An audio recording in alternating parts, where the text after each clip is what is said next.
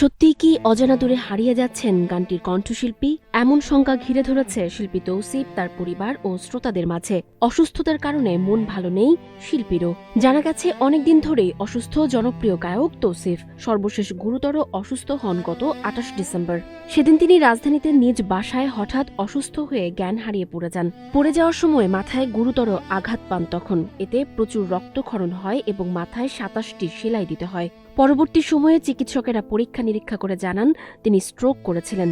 সেই অসুস্থতার follow up চলছে এখনও। জানা যায় তৌসিফের শারীরিক অবস্থা খুব সংকটাপন্ন এখন। চিকিৎসকরা শেষ চেষ্টা করে যাচ্ছেন শিল্পীর সুস্থতার জন্য, কিন্তু আশার আলো নিভে আসছে যেন।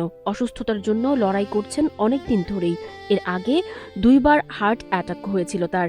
রোগের সঙ্গে যুদ্ধ করতে গিয়ে এখন অনেকটাই ক্লান্ত তিনি।